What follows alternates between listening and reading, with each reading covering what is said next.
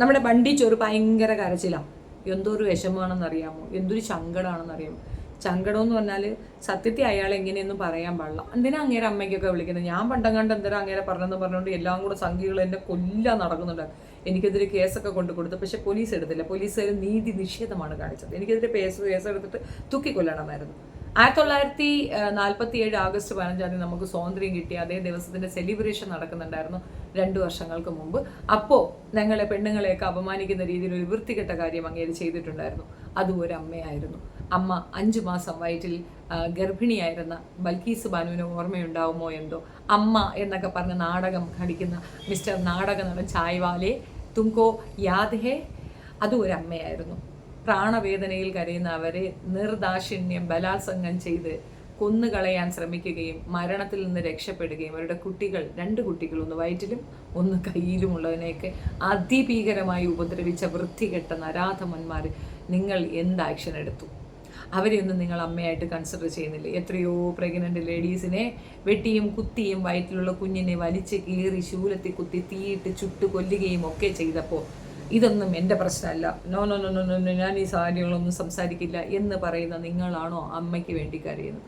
ഇത്രയും നാൾ നിങ്ങൾ പറഞ്ഞു മോദി എന്ന് പറയുന്ന കമ്മ്യൂണിറ്റിക്ക് വേണ്ടി പ്രശ്നമാണെന്ന് പറഞ്ഞു രാഹുലിനെ പിടിച്ച് അകത്താക്കാൻ നോക്കി. നിങ്ങളുടെ പാസിസം ഒക്കെ കൊള്ളാം, എല്ലാം ഇഷ്ടപ്പെട്ടു. പക്ഷേ അത് ജനങ്ങൾ സപ്പോർട്ട് ചെയ്ത് അവിടെ കയറി ഇരിക്കുമ്പോൾ നിങ്ങൾ ചെയ്താൽ അതിനൊരു സന്തോഷമുണ്ട്. നിങ്ങൾ അവിടെ കയറി ഇരിക്കുന്ന കള്ള വോട്ടുണ്ടല്ലോടാ, കള്ള വോട്ടുകാരാ, ഓട്ടിച്ചോർ, കള്ള വോട്ട്. അതായത് ആളുകളുടെ പേരും വയസ്സും കൃത്രിമത്വം കാണിച്ച് ഒരുപാട് കുടുംബങ്ങൾ ഉണ്ടെന്ന് കാണിച്ച് അവരെ കൊണ്ട് വോട്ട് ചെയ്യിച്ച് ആ വോട്ടിൽ അവിടെ കയറി കുത്തിയിരിക്കുന്ന കള്ളൻ, വെറും കള്ളനല്ല, മരക്കള്ളൻ, ലോകകള്ളൻ, ഭൂലോക കള്ളൻ, അങ്ങനെയുള്ള ഒരു കള്ള ബടുക്കൂസ് ഇപ്പം അമ്മ പുരാണം കൊണ്ട് ഇറങ്ങിയിരിക്കണം. ആരാടാ ഇപ്പം അങ്ങേരുടെ അമ്മയെ പറഞ്ഞത്? അതിൻ്റെ ആവശ്യം എന്താണ്? അങ്ങേരെ തന്തയ്ക്കല്ലേ വിളിക്കേണ്ടത്? സത്യം പറഞ്ഞാൽ ഈ അവിടെ തന്നെ പാർലമെന്റിൽ തന്നെ പല പ്രാവശ്യവും ഇങ്ങനെ തന്തയ്ക്ക് വിളിക്കുന്നത് ഞാൻ കേട്ടിട്ടുണ്ട്. കൂടെയുള്ളവർ തന്നെ തുമാര ബാപ്കാ നെയ്യേ ഇൻഡ്യ, തുമാര മക്കോ ക്യാ പറഞ്ഞ ഡൗറി മേ നെയ് മിലാഹേ, ഇങ്ങനെയൊക്കെ പറഞ്ഞ് ഞാൻ കേട്ടിട്ടുണ്ട്. തന്തയ്ക്കും തള്ളയ്ക്കും വിളി കേൾക്കാൻ പറ്റിയ ഒരു സാധനം ആദ്യമായിട്ടാണ് കേട്ടോ ഒരു പ്രധാനമന്ത്രി ഇമ്മാതിരി തെറിയൊക്കെ കേൾക്കുന്നത്. എന്തോ ആളുകൾക്ക് ദേഷ്യം ഉണ്ടാവില്ലേ? എല്ലാവരും ഒരു കൺഫ്യൂഷനായിരുന്നു. അതെന്താ ഇപ്പോൾ ഇവൻ ഇത്രയും സപ്പോർട്ടോ ഈ മന്ദബുദ്ധികൾക്ക്? ഗോമൂത്രം, ഗോചായി, ഗോ ഗോ ഗോ ഗോ ഗോ, മൊത്തത്തിൽ ഇന്ത്യയിൽ നിന്ന് എല്ലാവരും ഗോ ഗോ ഗോ ഗോ എന്നാ പറഞ്ഞേ. ഗോ രക്ഷ, ഒന്നും പറയാനില്ല. ഇന്ത്യ ലോക രാജ്യങ്ങളുടെ മുമ്പിൽ തിളങ്ങി നിൽക്കുന്നൊരു ഇതാണ്. മാത്രമല്ല സത്യത്തിൽ ഞാൻ വിദേശത്തൊക്കെ പോകുമ്പോഴൊക്കെ ഏറ്റവും കൂടുതൽ എനിക്ക് പ്രൗഡ് ഫീൽ ചെയ്തിട്ടുള്ളത് ഞാനൊരു നാഷണാലിറ്റി ഇന്ത്യൻ ആണെന്നും ഒരു ഇന്ത്യൻ പാസ്പോർട്ട് ഹോൾഡർ ആണെന്നും ഉള്ളതാണ്. ഒത്തിരി അഭിമാനം തോന്നിയിട്ടുണ്ട്. 22 വർഷത്തെ എൻ്റെ പ്രവാസത്തിൽ ഏറ്റവും അഭിമാനിച്ച ഞാനൊരു ഇന്ത്യൻ ആണ് എന്നുള്ളതാണ്. സത്യമായിട്ട് എനിക്ക് മറ്റൊരു രാജ്യത്തോടൊരു അട്രാക്ഷൻ തോന്നിയിട്ടില്ല. കാരണം ഇന്ത്യ അത്രയ്ക്ക് മേന്മയുള്ളതാണ് മറ്റ് രാജ്യങ്ങളിൽ. വിദേശത്ത് എവിടെ പോയാലും അങ്ങനെ തന്നെയാണ്. ഇന്ത്യക്ക് അത്രയും പ്രിവിലേജാണ്. അത് നശിപ്പിക്കാൻ നിന്നെയൊക്കെ പോലുള്ള കുറച്ച് വിഷങ്ങൾ ധാരാളം മതി. പായസത്തിലെ പാഷാണങ്ങളാണ് നിങ്ങളൊക്കെ. അത്രയ്ക്കുണ്ട് പറയാൻ. ഇതിനകത്തൊരു എക്സ്പ്ലനേഷൻ ഒന്നുമില്ല. സ്വന്തം തള്ള ആരാണ്ട് തെറി വിളിച്ചെന്ന്. നല്ല നരേഷനാണ്, നല്ല എരവാദമാണ്, പക്ഷെ എറുകില്ല, ചാൻസ് കുറവാണ്. ആ ചെറുക്ക നല്ല മൂർച്ചയുള്ളതാ. അനുഭവി രാജ അനുഭവി. അവൻ്റെ അച്ഛനെ, അവൻ്റെ അമ്മയെ എന്തിനധികം ഇപ്പം റീസെൻ്റ്ലി ഇവരുടെ പാർട്ടിക്കാരനായ ഒരു വധൂരി ഇപ്പം പറഞ്ഞത് കേട്ടില്ലേ, അയാൾ മുസ്ലിമാണെന്ന് പറയുന്നത് എന്തോ നാണക്കേടാണെന്നാണെന്ന് പൊട്ടം വിചാരിച്ചിരിക്കുന്നത്. പൊട്ടം പറഞ്ഞതാണ്. ആര്? KC ജോർജ്, PC ജോർജ്, അയാൾ പറഞ്ഞതാണ്. മുസ്ലിമാണത്രേ ജവഹർലാൽ നെഹ്റു. ആയിക്കോട്ടെടാ, അതിനിപ്പോൾ എന്ത്? പക്ഷെ അതൊരു നാണക്കേടാണെന്ന് തെറ്റിദ്ധരിക്കുന്ന ലെവലിലേക്ക് ഒരു കമ്മ്യൂണിറ്റിയെ കൊണ്ടെത്തിച്ച ഒരു വൃത്തികെട്ട ചായക്കാരനാണ് ഇയാൾ. ഇയാളുടെ തന്തയ്ക്കും തള്ളയ്ക്കും വിളിച്ചില്ലെങ്കിലല്ലേ അതിശയമുള്ളൂ. അതുമാത്രമല്ല, ഒരു കാര്യം കൂടെയുണ്ട്. ഇയാൾക്ക് മാത്രമാണ് ആ സംഘടന. കുറേ ദിവസം മുമ്പ് സിന്ദൂരം ഒന്നും പറഞ്ഞുകൊണ്ട് പെണ്ണുങ്ങൾക്കൊക്കെ സിന്ദൂരം വഹിച്ചു കൊടുക്കുമായിരുന്നു ഇങ്ങനെ പരിപാടി. നമ്മളൊരു രാജ്യത്ത് ഒരു രാജാവിനെ ഉണ്ടാക്കുന്നെന്ന് വെക്കുക. സപ്പോസ് നമ്മൾ ജനാധിപത്യം മറന്നേക്കുക. ഇവന്മാർക്ക് ജനാധിപത്യം ഒന്നും മനസ്സിലാവത്തില്ല. ഫാസിസംകാരനല്ല അങ്ങനെ പറയാൻ. എടാ, ഒരു രാജാവിന് മിനിമം ക്വാളിറ്റി എന്നത് ചെറിയ വയസ്സുകളിൽ തന്നെ അവർക്ക് പഠനങ്ങൾ ഉണ്ടാകും, നന്നായി പഠിപ്പിക്കും, നല്ല രീതിയിൽ എഡ്യൂക്കേഷൻ അവർക്ക് കൊടുക്കും. അത് സ്കൂളിൽ വിടത്തില്ല, പക്ഷെ വീട്ടിലുണ്ടാകും. ആയുധ പരിശീലനം അങ്ങനെ തുടങ്ങി എല്ലാത്തിലും അവർ ഭയങ്കര വമ്പൻ ടീമായിരിക്കും. അതായത് രാജാവിന് 1ഉം 2ഉം ഭാര്യമാരല്ല, ഒത്തിരി ഭാര്യമാരുണ്ടാകത്തില്ലേ. രാജ്യം ഭരിക്കാനായിട്ട് വരുമ്പോഴത്തേക്ക് നല്ല ആപ്റ്റായ മിടുക്കനായ കുട്ടി തന്നെ വരണ്ടേ. അപ്പോൾ കൂട്ടത്തിൽ ഏറ്റവും മിടുക്കനായ ഒരുത്തനെ ആയിരിക്കും ഒരു സെലക്ട് പോലും ചെയ്യുക. മുൻഗണന ആദ്യം പിറന്നു എന്നുള്ളതല്ല. ഒരുപാട് രാജാക്കന്മാരുടെ കഥയൊക്കെ വായിച്ചാൽ മനസ്സിലാവും. കഴിവുള്ളവനിക്ക് രാജഭരണം കൊടുക്കുള്ളൂ. ആ കഴിവ് അയാൾക്ക് നാക്കിന് മാത്രമേ ഉള്ളൂ. നാക്കിൻ്റെ ഒരു ബലം കൊണ്ട് മാത്രമാണ് അയാൾ നിലനിൽക്കുന്നത്. അത് നേരം ഇതുപോലത്തെ ഗുസ്തിവാൾ പറച്ചിലുമാണ്.